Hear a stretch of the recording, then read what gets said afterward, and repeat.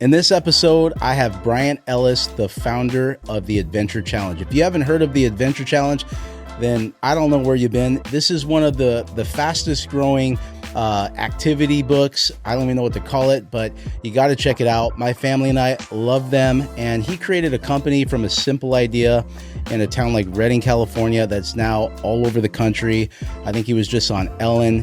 He's going to share his journey, his struggles, and where he's at today. We're going to talk about his new book. So this is an action-packed episode with tons of tactics for people that want to start a business and are afraid to do it from a guy who has done it at a big level. So please make sure to like, subscribe, comment, because it helps this podcast grow and it helps me get great guests like Bryant. Thank you so much. You're going to love this episode.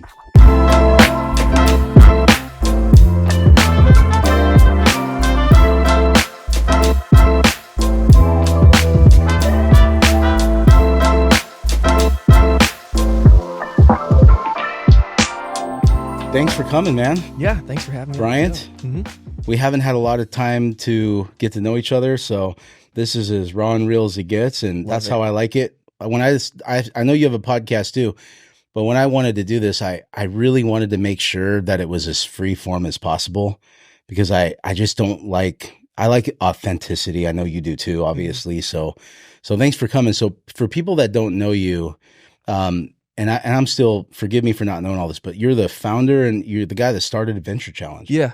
Tell me a little bit about that story, because I've always wanted to hear it.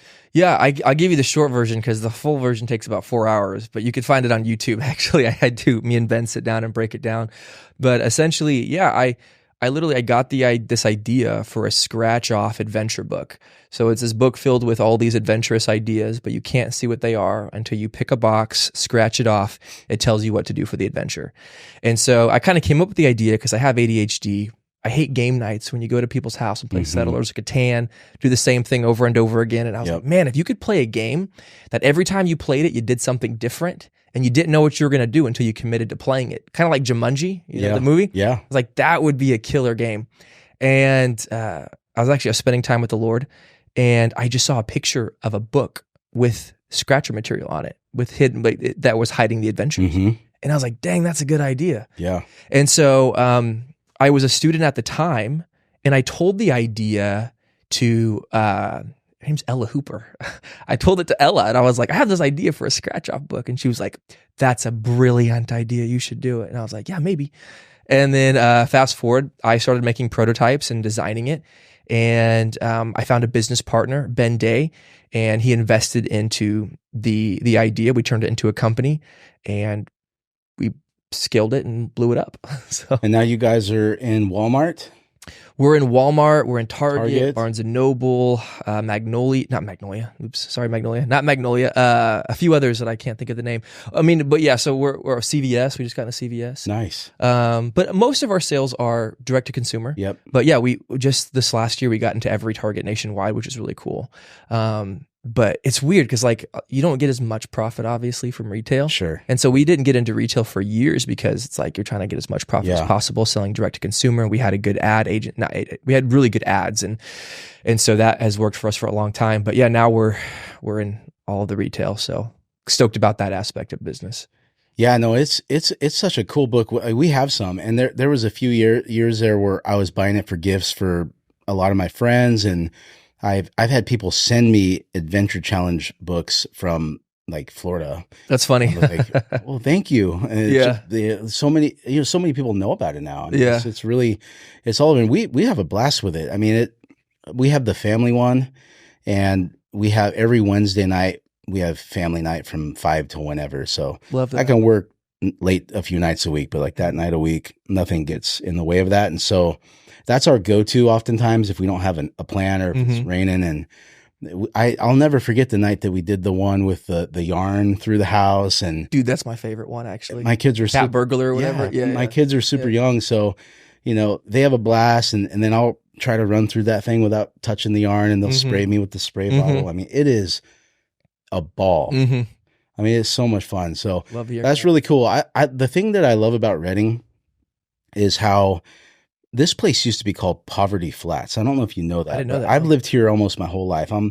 I've lived here a long time, and it used to have the nickname Poverty Flats. And and nowadays, because I'm in the mortgage industry, I talk to people moving here a lot. There are so many incredible people moving here, and then there's so many people that have lived here that, because of the culture we have here, have just believed that they can do incredible things. Yeah. And now we're starting to see that to happen. And so, like, when I hear a story like yours now, which I hear often in Reading, it doesn't surprise me anymore. Totally. Yeah. I don't know what it is about this area, but it's a really special thing that people are doing the things they're doing. A lot of startups have happened here. Mm-hmm. Like, are you familiar with like In Computing? Yes. That's where like Luke Miner was. Oh, yeah. We were working together when he was making You Caring. I was sitting next to him at his desk and was like, I'm making this website, you can donate. And I'm like, boring. You know, I'm like 18-year-old kid. I'm not thinking anything of it. It turns into this multi-million-dollar thing. And several entrepreneurs that were at In Computing, now like 511 and, you know, Rick Sabraka, Tim Marinella, all these cats. It's wild because there is like a hub for entrepreneurs in Reading, which you wouldn't expect. And creatives. 100%. Obviously. Yeah, absolutely. I mean, Bethel Music, do you know Caleb Marmaleo? I don't believe so, no. So Caleb's a good friend of mine, and you know, he called me about 10 years ago when he was moving here, and I think he was selling cars. And he moved up here and he started getting behind the camera. And just 2 months ago, he like went out on his own and he's filming. He just did a TV show for the Outdoor Channel called American Made. And the Outdoor Channel told him and his partner that it was the best show they've ever had. Oh, that's so cool. And he just did a podcast with Andrew Huberman. Oh, sick. And Cameron Haynes. And he's getting invited to go on and film and create these films for Joe Rogan. I mean, oh, I love that. So I'm hearing these things all the time now. And it's so special, man. I love what we're seeing here with people that are really putting the flag into Reading. And because there's a lot of people leaving California. Mm-hmm. And I don't blame a lot of them. But there's so many people here that find something special here. And I'll tell you, I think it's the community. I think it's the people. And, you know, there's people that also travel a lot. Like, that's the thing for us. Like, there's a lot of things about California we love. But all we have to do is go for a trip to Florida and we realize, I don't want to live here, but I like coming here. So tell me a little bit about the journey for you from going from this concept to like having the business you guys have today, because correct me if I'm wrong, you didn't have a whole lot of operational experience at the time. Oh, not for this type of event. No, absolutely. It grew faster than my education pretty quickly. I've always been an entrepreneur, but like not at this level where it was like, it took off and turned into something that I wasn't even expecting it to turn into. I remember, it's funny, having a conversation with Fab, and I was like, I think I'm going to go after this thing for a while and build it because I want to pursue acting, but I kind of need to make some passive income first. Mm-hmm. And so Fabian, he was one of my acting coaches at the time. And I was telling him, I'm going to kind of go after this business instead of pursuing acting right now. And in my head, I was like, man, if I can make $2,000-$3,000 of passive income, I can move to LA and continue pursuing acting and not have to be like a waiter. You know, that was kind of my heart behind it. And so obviously it turned into something much bigger, but it was, in my head, it wasn't like this, it's going to sell millions of copies all over the world. It was a means to an end, which I think a lot of entrepreneurism is. It's like, I don't want to work for somebody. I want to create sustainable income for myself so I can pursue what I really want to do. Yeah. I'm not like Gary Vee, where I'm just like, I love the game of entrepreneur. I want to start a new company here, a new company. Like everything I start, it needs to have a business plan so it succeeds. But it's not just because I love the game, but it's like it's a puzzle piece to something else that I want to do. And so I found a lot of purpose within Adventure Challenge, but you know, it really was, when I had this idea, it was this thought of, I just need to make some passive income, and I think people would buy this. And so when I partnered with Ben Day, I didn't really understand Facebook and Instagram ads. I honestly thought most of them were a scam. And I think around that time, there were a lot of scams with Facebook and Instagram. And so, you know, I ended up doing a Kickstarter, and I think I put like $50 behind an ad on Facebook. And I was talking to Ben and I was like, hey, yeah, here are the statistics of the ad I did. And he looked at it and he was like, this is a 10x ROAS. And I was like, oh yeah, okay. Had no idea what that meant. And he then got green eyes and was like, I want to be a part of this. And he was already curious, but when he saw those numbers, he was like, oh shoot, like this is, and it's funny because those numbers weren't even accurate. I pulled them wrong. So it was more like a 3x ROAS, but he thought it was 10x. We ended up getting a 10x ROAS a couple months down the road, but on Facebook ads, Facebook and Instagram ads, which you can't do nowadays, which is there was a sweet spot there for a while where it was like printing money, man. You'd put a thing in there and it had to be a good ad. Like we'd put an ad in and it would lose money, and we would tweak 2 words and it would triple. Isn't that crazy? And we'd tweak it again and then it would triple again. And it was so, and it actually showed me a lot about perfection. And because like Ben Day is a perfectionist, I'm more of like, I'm ready, fire, aim. He's ready, aim for way too long and then fire. So we kind of complement each other. And so I'm like, get crap done. He's more like, make sure it's perfect. Have a perfect plan. Exactly. Yeah. And so a lot of times I would make the ad and then he would sit there and scientifically perfect it with little details, and then it'd be a hit. And so it really made me start thinking that way more of like, dude, you change one word, it could change the whole way it performs. And so do you think that was because of the algorithm or just because of communication and how people react to like the hook or the first line of? Yeah. Well, I mean, it's what's going to grab your attention. And you learn a lot about copywriting in this industry because you need to write things in order for a 4th or 5th grader to be able to read it. Right. You know, and so people try to overcomplicate what they write. And then we have such a short attention span when we're scrolling. If we don't immediately grab what it's saying, we move on. Yep. You know, and so we were writing copy like, this book changed the way we viewed our relationship. You know, maybe get a 1x ROAS. Yep. And then all of a sudden, I think actually I came up with this idea. I was just like, best date ever. Try those. We tried that, and that made us our first million. 3 words, super punchy. Yeah. Easy Best word. date ever. And so many people, I've been learning a lot about communication with creating content. And, you know, you would think that taking something that is complicated and making it simple would be easy, but it's actually not easy to do. No. Yeah. It's like for when you watch an Instagram video or any video for that matter that pulls you in, I think one of the first things that happens is you realize this person is making whatever they're saying so easy to understand, super practical, and and they tell really good stories. Yeah. You know, so that's really cool. That's a journey that I've been learning with the ad game.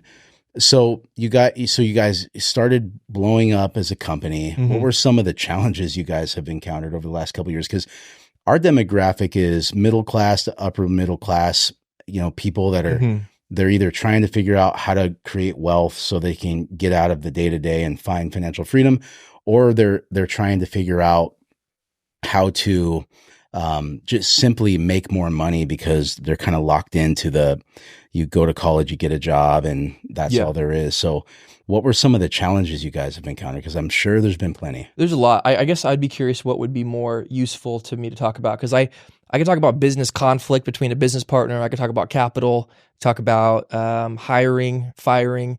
There's so many obstacles coming on entrepreneur. Pick one. You know? Pick one, pick any. I think maybe the hardest one was learning to be a leader.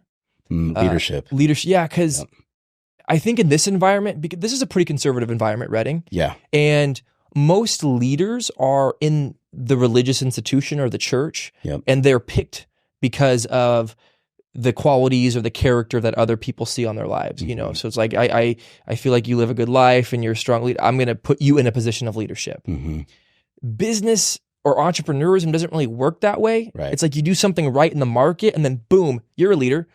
And then, but I think because people are used to maybe the hierarchy of the church, and a lot of our employees are Christian, they're like, well, you should be a good leader because you are the leader. Like you should, you know what I'm saying? You should have this character, this discipline, this know-how, this knowledge. And I'm just like a 24-year-old kid at the time, just like, okay, I'm managing 40, 50 employees and we're making millions of dollars and I'm doing my best and I don't know what to do. You know what I'm saying? So there was a lot of that. And I think I had a lot of expectation on myself to excel, but it gave me a lot of compassion for leaders, because I feel like leaders are some of the most misunderstood people. Yes. And it's a luxury to be able to be understood by everyone, right? Like you don't have that luxury as a leader. And so It was learning to show up, do my best, be okay with being misunderstood, to own my mistakes, to keep moving, keep making progress. But that was probably the hardest thing, was learning that. And obviously, I'm still learning it. I'm glad you picked that word, because it's such an important thing for anyone that's wanting to do anything. I mean, I always say, because we read John Maxwell's leadership devotion every morning with my team. Oh, cool. And for the first 6 to 8 weeks, I'm reading it. I'm like, they're thinking about me as I'm reading this. So I was like, hey guys, bare minimum, you're leading yourself. If you have kids, you're a leader because you have kids. And so like that word, it gets thrown around a lot, but like, what does that word leadership mean to you at this point?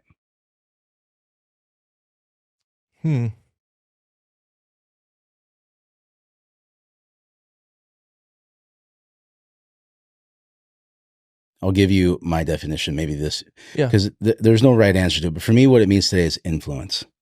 Whether you like it or not, like you have it.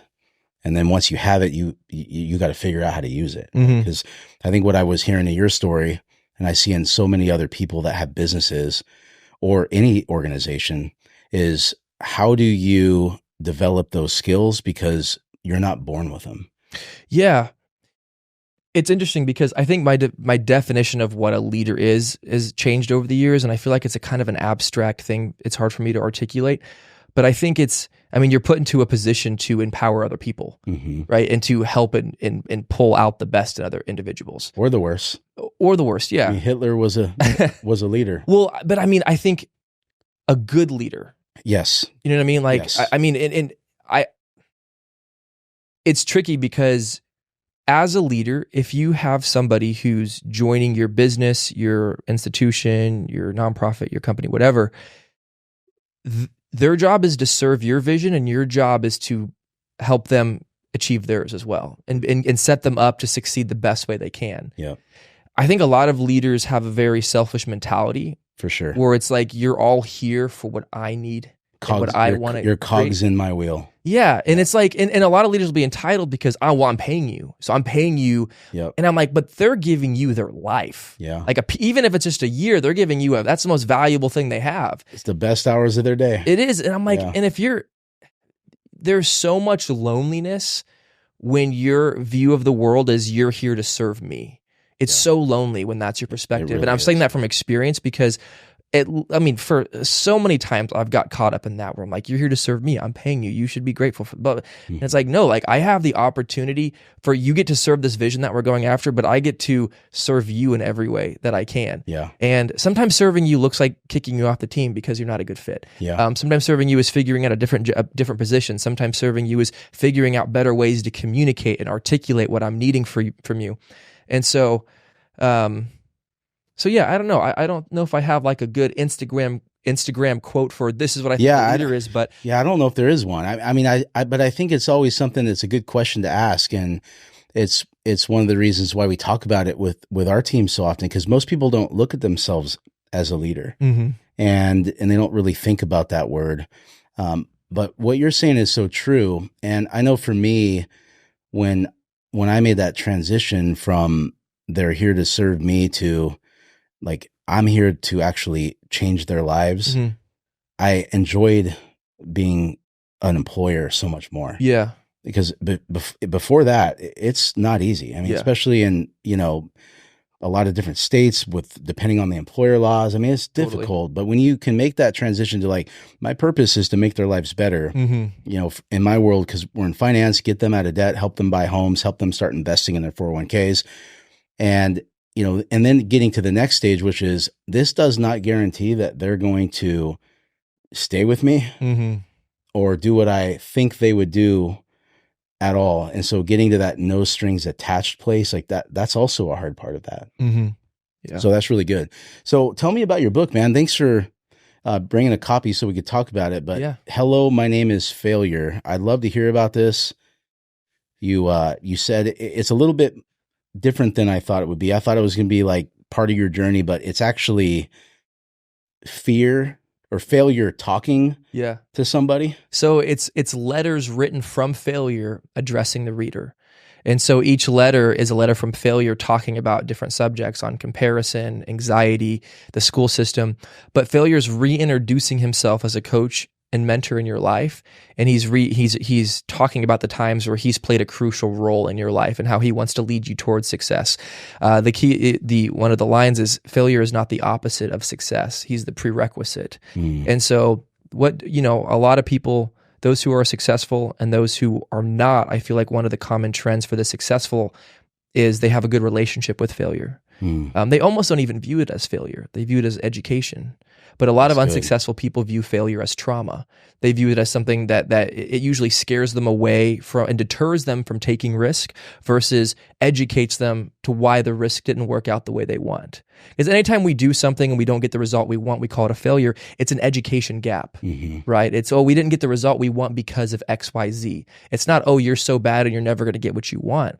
It's, you didn't know the right formula. It's funny, I was talking to Jason, and something we were talking about is it becomes a scientific evaluation versus an external judgment when we fail, right?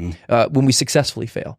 And so my relationship with failure for a long time has been that I haven't really seen it as this negative thing. Or Thomas Edison, I use his example a lot. He didn't see it as failure when he, tried 1,500 times to invent the light bulb. Everything he tried that didn't work, he's like, well, now I know that doesn't work. We'll try a blade of grass, piece of copper, piece of whatever. Process of elimination. Yeah. And that's how it should be. But I think a lot of times we become entitled to an outcome that we haven't earned yet. Yeah. And failure's just there to remind you, hey, you haven't earned this yet. It's so funny because I use this analogy when you show up to the game of life and life throws you a curveball and you swing and you miss. How do you handle that? Do you go, that's evidence that I'm never going to get what I want? Or do you say, what was wrong? Was my position not right? Where, should I have practiced more? Should I have leaned towards the ball more? It's like whenever we can look at a failure from a scientific perspective and say, what can I do differently next time? That's how we succeed. Versus looking at it and saying like, there it is. I'm done. I can't do it. I'm not good enough. I don't have the favor, or I don't have the whatever. And so I wanted to create a book that helps people reshape the way they view failure. And so they can develop a better relationship with him so they can succeed in the things they're wanting to go after. Yeah. I mean, I'm even looking at your first chapter here. You're embarrassed by me. So that's deep. Yeah. I mean, I don't know exactly what that chapter means, but I mean, I feel that talk as I read it. He's like, you're embarrassed by me until you see the fruit that I bring to your life. It's kind of funny. All those chapters, they come from a place of experience or things that I have witnessed. And so it took me a long time to write that book. It's not a big book, but it took me 3.5, 4 years to write it. Most of it is all from personal experience with failure and my relationship with it. And is it available now for people to purchase? Yep. Amazon, Kindle, Audible. Yep. Absolutely. I'm not saying this for an Instagram quote, but I heard it this morning and I was thinking about your book. I heard someone say this morning on a podcast or something that you can't become a master until you have been in a disaster. Interesting. Yeah. And I think that's, relevant to what you're saying here. I mean, that's so true, man. I don't think about that a whole lot, but anyone that has done anything great, they have had to have failed miserably at things. And I think a lot of what you're talking about is they start losing the fear of it, and then they start seeing the value in failing, because it's not, failing's not even a great word for it. I mean, it's just part of the process. I mean, I know for me in business, there's no way that I would have ever leveled up over the years unless I came against some giant obstacle where I either had a choice to quit or to pick up the pieces and move forward. So that's really good, man. So thank you. Have you had anyone read this yet that's given you feedback on it? Yeah. A lot of few mentors, I'd say a lot of the chapters, I don't know if people have given me feedback on every single chapter, but a lot of the chapters I've sent to friends. And there's a chapter called the school system. It's called To the Teachers. And I sent that to probably 50 different school teachers. And I was like, I need feedback and your input on this chapter, because I do not want to villainize school teachers, but I want this to be a letter that inspires. And so I got a lot of feedback on that one, and it was really good. Was able to tweak and correct a lot of the things. Without a spoiler alert, tell me more about school teachers. What is the chapter Well, about? I mean, so I wrote it's like a 3-part chapter series in the book about the education system. So it's like to the teacher, to the student, to the traumatized. So the one to the teacher is failure, addressing the teachers and talking about how teachers should allow failure more in the classroom. To the student, the chapter to the student is talking more about how you need to be okay with failure in the school system and how it's, especially in high school, it's not the end of the world. Like in high school, you should be taking all the risk. You should be taking risks because it's very low stakes. But when you're in high school, everything feels high stakes. From what you wear to what you say to everything. You feel like everyone's watching you, and then you leave and you're like, wow, that was nothing. And then to the traumatized or to people who are out of the school system, but maybe they're still living their life from the trauma that they experienced from a bad teacher or a bad experience. Or maybe they ran for class president and they felt humiliated when they got rejected, or they asked out, this girl and she rejected him, or whatever. And so those chapters are really important to me because I feel like the school system is not a place where failure is encouraged. It's actually, you're supposed to run away from failure. Failure is a sign that you're not adequate. Failure is not something to necessarily learn from. And I don't want to say this as a blanket statement because I know a lot of teachers who, are more embracing of that. But it's just funny because the education system doesn't do very much to predict whether you'll be successful or not in real life. I think it'll show a group of people that can be successful who are well under the confines of traditional testing. But a lot of the different creatives and entrepreneurs aren't going to do well in the traditional education system. The saying out there I've heard a lot of times is, the kids with the A's end up working for the kids that got the D's. A's and B's work for C's and D's. Yeah. I mean, it's true. It's definitely true. I struggled with school. I got in the mortgage business when I was a junior in high school, and because there was a program where you could work 12 to 5, and I just didn't like it. And I could say in my graduating class, a lot of the least expected people became multimillionaires, and some of the people you would have thought to go on to, it didn't end the way that people thought it would. And so that's such a true thing. So you're a fit guy. You work out, you eat well, and you run a big business. I know that a lot of people that are either getting into a startup or running a business, they struggle with life balance. And I don't know you super well, but we have a lot of friends in common. And you part of your story is obviously you have a relationship with God. You're taking care of your body. Like, how do you deal with the challenges of running a business, maintaining meaningful friendships and managing life balance? This opinion might be controversial. That's fine. I love it. I think balance is a luxury. And I think I'm grateful that I have that luxury right now, but I didn't always have that luxury. I think a lot of people, when you're starting a new idea, there's an obsession that has to take place for it to come to life. And that obsession sometimes doesn't give you the freedom to focus on your relationships and all of these other factors and stuff. Now, I think your health, and I think you should strive to find some balance. But man, I don't know a lot of people who are really successful or something that's taken off like crazy, or they didn't have a season where maybe their fitness and their diet and their friendships and relationships didn't suffer.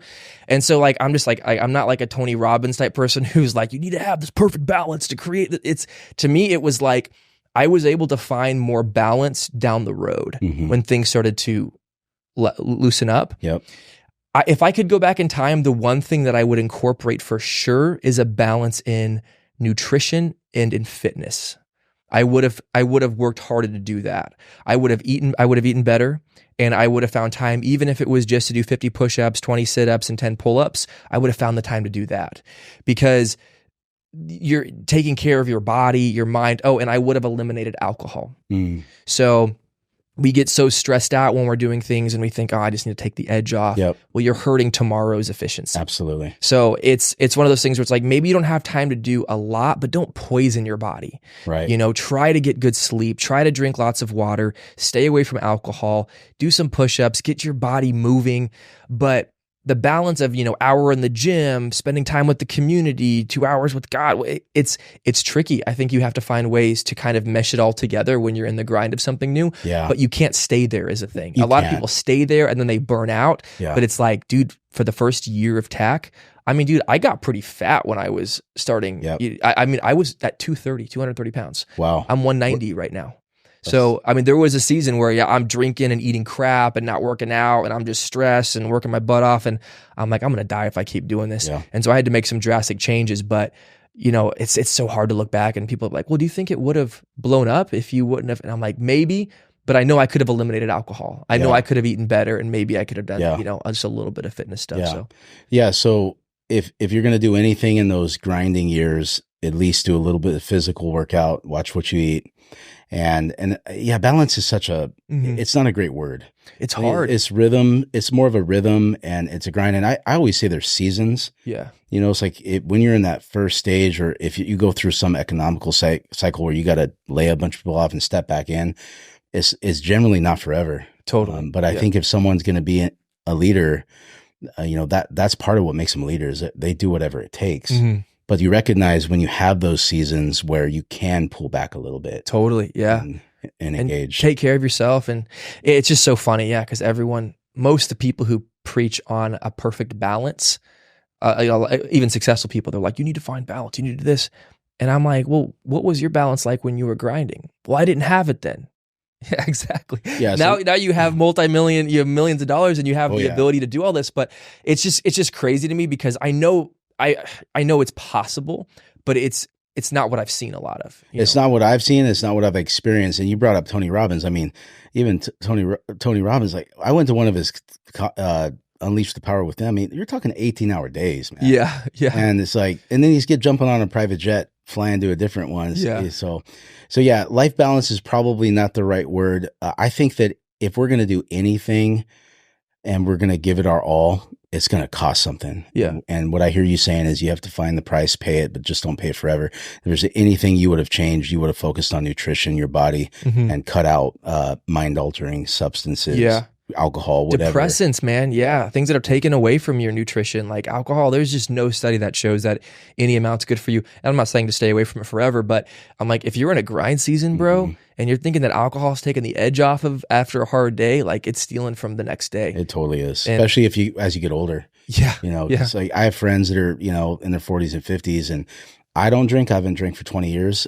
Dude, crazy. That's awesome. Yeah, no, it's been great, but and I don't have a problem with it. There's no issue. It's just I don't drink, but a lot of my friends that do, they always tell me, it's like, I'll drink one beer and I got to drink 2 waters. Like, they'll drink one beer and the next day they'll just be sluggish and have a headache. So are you like completely dry and not drinking? Or right now, yeah, I'm going at least a year. I haven't had anything for 9 months. Good for you, man. I mean, yeah, I just had such a bad relationship with it. I had to use it to sleep every single night. Yeah. So it was just one of those things where I was like, this is not serving me. I need to quit drinking this, and I need to find other ways to get rid of stress and anxiety.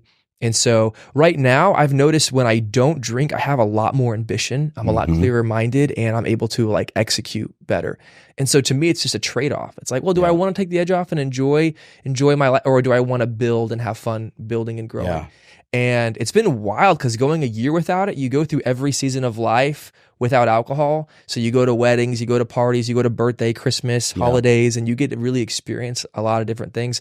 And it's funny how many relationships that revolve around drinking. Yes. And you start to see the people that you want to spend time with. You start doing things you actually want to do, because when you're bored, you're no longer turning to alcohol. You're right. You start to go, well, I'm bored, I need to do something, so let's go surf or pickleball or go do something fun. Yep.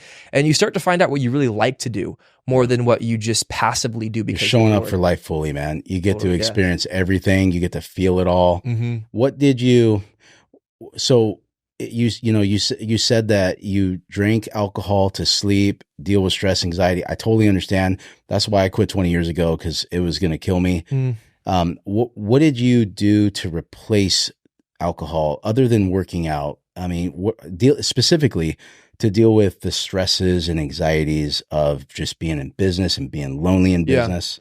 Well, I think it's understanding that actually alcohol doesn't take away the stress and anxiety. It just numbs it. It does. So for me, it wasn't necessarily that I had to find something to replace it.